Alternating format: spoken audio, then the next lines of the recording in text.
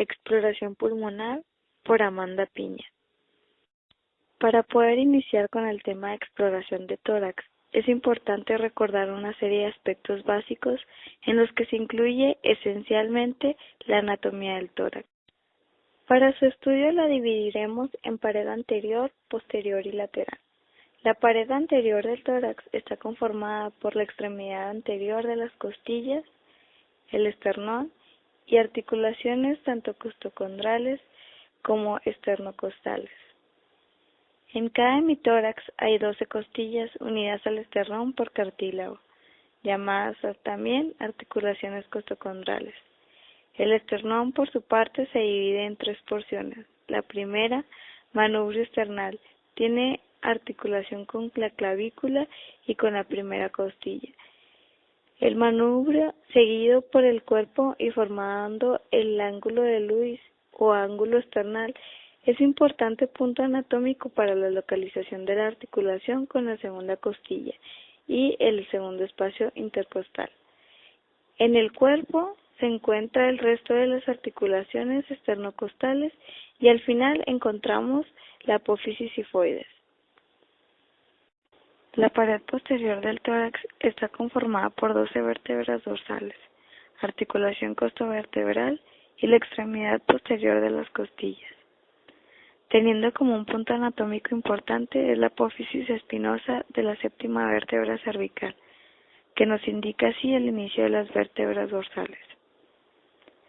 La localización de la escápula, como se verá más adelante, es un punto de referencia muy importante, terminando a la altura del séptimo espacio intercostal en su ángulo inferior. Para hallarnos utilizaremos la siguiente división. En la pared anterior, la línea esternal media y las líneas claviculares medias, que como su nombre lo dicen, pasan por la mitad de estas estructuras. En la pared posterior, la línea vertebral y las escapulares medias. Por último, en la pared lateral, tenemos a la línea axilar anterior, la línea axilar media y la línea axilar posterior. Pasando a los pulmones, estos son estructuras elásticas esponjosas que se encuentran fijos al mediastino por el hilo pulmonar, a través del cual entran y salen vasos arteriales y venosos y los grandes bronquios. A pesar de la elevación diafragmática, el pulmón derecho es más largo y ancho que el izquierdo. El pulmón izquierdo se divide en 2 lóbulos por una profunda fisura que penetra hasta el ilio y se dirige oblicuamente desde la pared posterior, por debajo del vértice pulmonar, hacia abajo y adelante, hasta alcanzar el borde anterior. Puede decirse que el lóbulo superior incluye el vértice y una gran parte de la porción anterior del pulmón, mientras que el lóbulo inferior comprende la base y la porción posterior del mismo. En el pulmón derecho igualmente está dividido por la cisura en 2 grandes lóbulos, pero además aparece una cisura adicional que se extiende horizontalmente desde la mitad de la gran cisura hasta el borde anterior, lo que constituye el lóbulo medio, que junto con el inferior forman la base pulmonar. Teniendo en cuenta lo que acabamos de mencionar, podemos comenzar con la técnica de exploración. En esta llevaremos un orden. Siempre iniciaremos con la inspección, después palpación, percusión y por último la auscultación. También es importante iniciar con la cara posterior del tórax, en la que le pediremos al paciente que se encuentre sentado para realizarla. Después, en la cara anterior del tórax, se le pedirá que se coloque en la posición supina, como se observa en las imágenes. Para tratar de ser más amena esta presentación, se tratará en cada estación la pared posterior y la anterior, sin hacer toda la exploración de cara posterior y después la de la cara anterior. Inspección. En la inspección, observaremos la forma del tórax y el movimiento de la pared torácica, buscando alguna deformidad o asimetría, retracción anormal de los espacios intercostales en la inspiración, causado ya sea por algún asma grave, EPOC o alguna obstrucción de vías respiratorias superiores. También buscar retracción o alteración del movimiento respiratorio, causado esto por enfermedad del pulmón o pleura subyacente. Tipos de tórax. En el tórax normal, en un adulto, el diámetro lateral tiene que ser mayor al anteroposterior, pero en patologías como la cifoescoliosis torácica podemos encontrar que las curvaturas raquídeas van a ser anormales y la rotación vertebral lo van a deformar. Vamos a encontrar, por lo tanto, una distorsión de los pulmones que nos va a dificultar la interpretación de los hallazgos pulmonares. Tórax en túnel. Se caracteriza por el aumento del diámetro anteroposterior. Va a ser normal en infantes y en personas de la tercera edad, pero patológicamente se encuentra en la enfermedad pulmonar obstructiva crónica, también llamada EPOC. Tórax en embudo. En este encontramos una depresión en la porción inferior del esternón. Va a haber una compresión del corazón y los grandes vasos, lo que nos puede dar un soplo al momento de la exploración. Tórax de paloma. En este encontramos un incremento del diámetro anteroposterior, pero con una depresión dada por los cartílagos costales. En la palpación nos interesa encontrar áreas de sensibilidad, anormalidades de la piel, la expansión respiratoria y el frémito. En las áreas de sensibilidad vamos a palpar con cuidado el área donde refiere a dolor, donde encontremos lesiones o alguna equimosis evidente. Equimosis, para las personas que no conozcan este término, coloquialmente llamado moretón. La sensibilidad intercostal puede ser causa por alguna inflamación pleural y la equimosis sobre alguna costilla nos puede indicar alguna fractura. En las anormalidades de la piel vamos a buscar trayectos sinusales. Estas son estructuras tubulares, ciegas e inflamatorias que se abren hacia la piel. Nos pueden dar el indicio de alguna infección pleural o de algún pulmón subyacente. Pueden ser causadas por alguna tuberculosis o actinomicosis.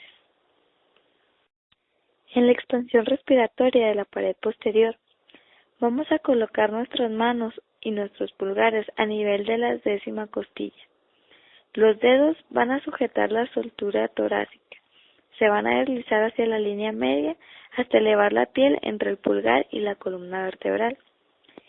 Se le pide al paciente que haga una inhalación profunda y se observa la distancia durante la inspiración. Se tienen que sentir los límites y la simetría.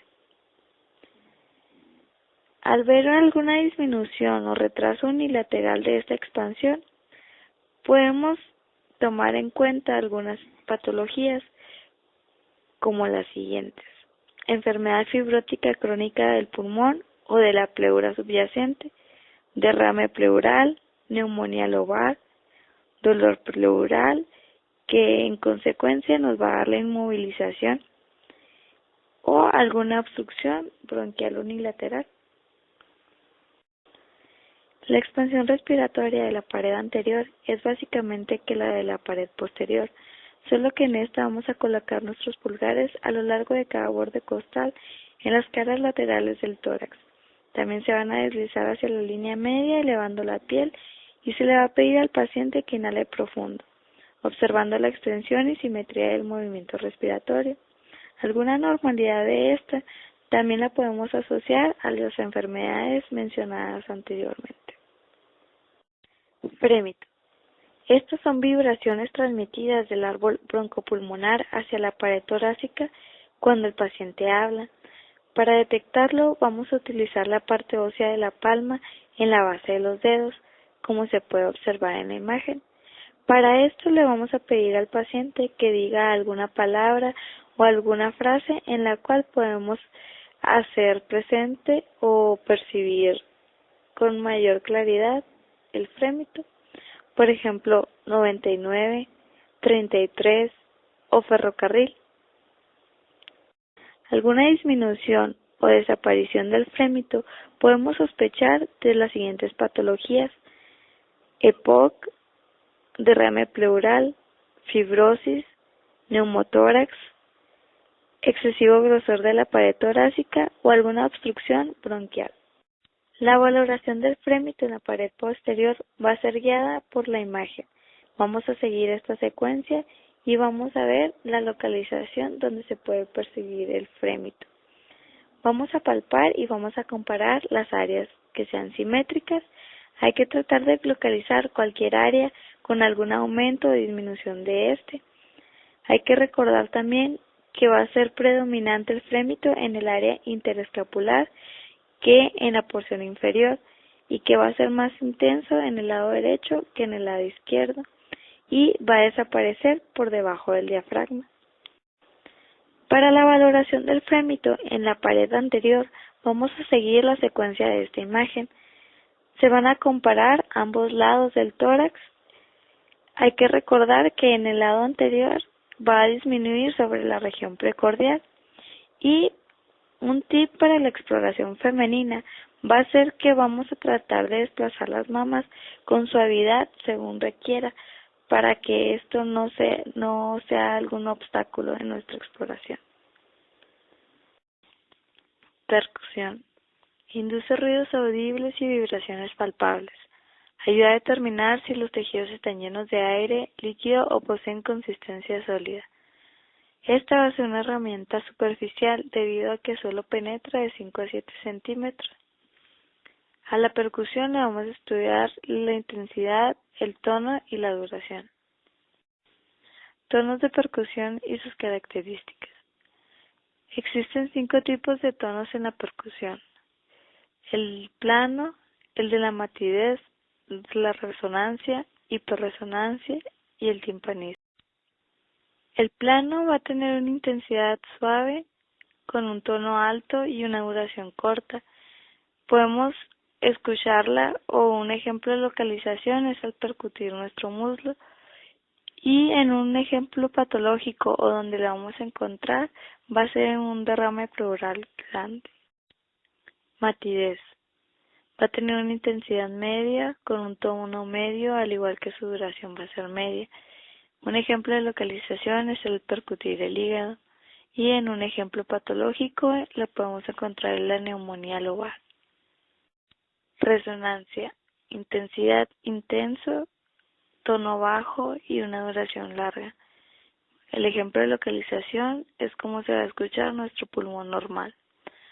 Pero en el ejemplo patológico, pues va a ser una bronquitis crónica simple. En la hiperresonancia vamos a encontrar una intensidad muy intensa, tono más bajo y una duración más larga. Este solo se va a encontrar en ejemplos patológicos como el efisema y el neumotórax. El timpánico va a tener una intensidad intensa, tono alto y una duración con un timbre eufónico.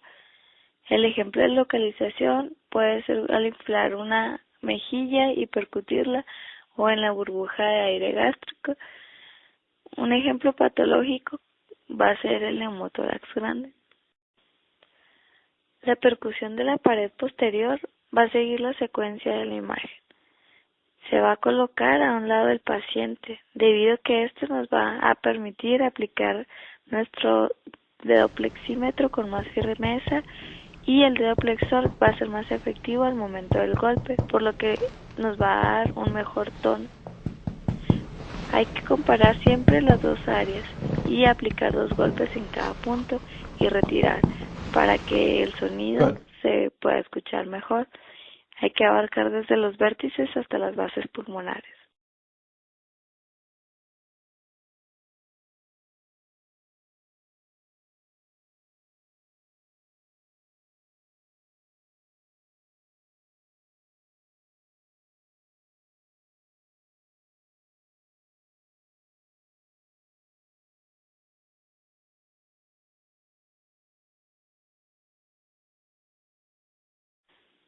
Es importante en la percusión tratar de identificar el descenso del hemidiafragma o de la excursión diafragmática y observar el límite entre el tejido pulmonar que se va escuchar resonante y las estructuras subdiafragmáticas que van a tener un tono con mayor matidez.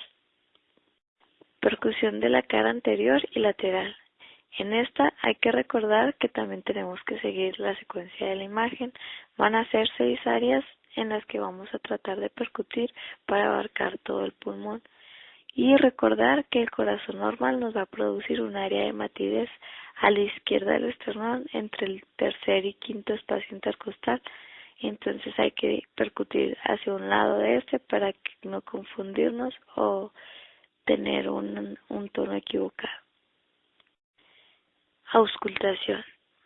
En la auscultación vamos a utilizar las secuencias que ya se mencionaron antes para la percusión, tanto en la pared anterior como en la pared posterior.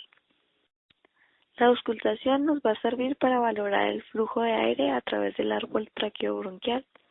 Vamos a tener 2 tipos de ruidos, los ruidos respiratorios pulmonares y los ruidos adventicios o agregados. En los ruidos respiratorios o pulmonares vamos a encontrar los vesiculares, los broncovesiculares y los bronquiales. Los ruidos adventicios o agregados vamos a tener los ruidos discontinuos o estertores y los ruidos continuos. Es importante recordar o repasar algunas de las características de los ruidos pulmonares. Existen 4 tipos del vesicular. Vamos a tener que nos va a durar más en la inspiración que en la expiración.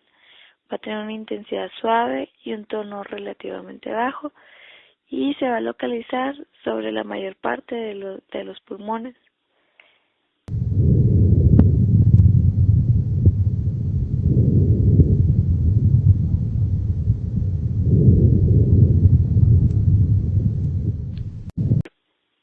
El broncovesicular van a ser ruidos inspiratorios y expiratorios que van a durar casi lo mismo. Van a tener una intensidad intermedia y un tono también intermedio.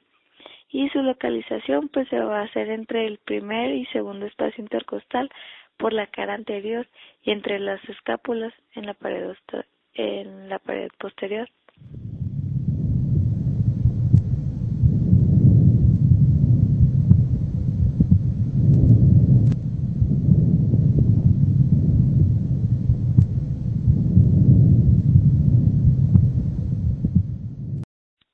Los ruidos bronquiales van a ser ruidos expiratorios que van a durar más que los inspiratorios. Van a ser intensos y de un tono relativamente alto. Se van a encontrar sobre el manubrio si es que se llegan a escuchar.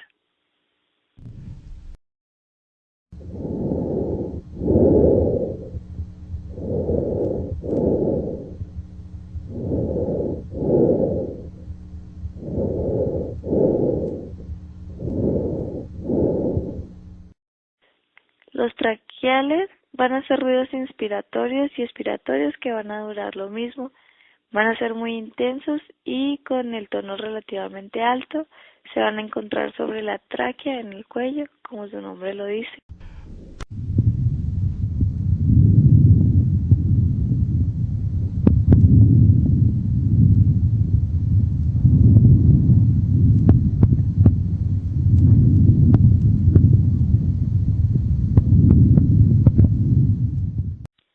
Los ruidos pulmonares adventicios. Vamos a tener, como ya les comenté, los ruidos discontinuos. Estos van a ser intermitentes, disfónicos y similares a los puntos breves en el tiempo. Vamos a tener los estertores, que van a ser finos, suaves y agudos, pero también van a ser muy breves, debido a que duran de 5 a 10 milisegundos.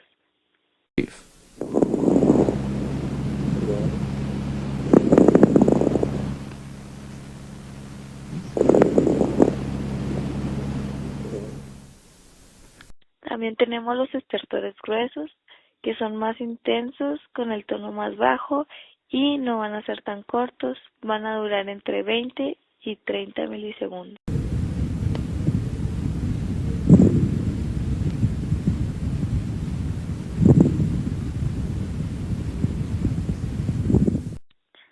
Los ruidos continuos van a durar más de 250 milisegundos y son eufónicos. Tenemos las sibilancias, que son agudas con un carácter agudo o sibilante.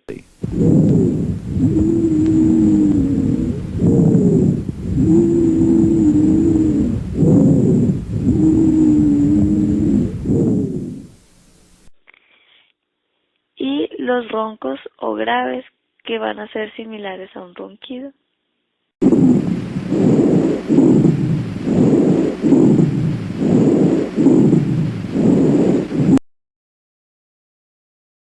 Por último, tenemos cómo vamos a registrar la exploración física, o si no, un ejemplo normal y un ejemplo patológico al momento de registrar todo lo que hemos explorado.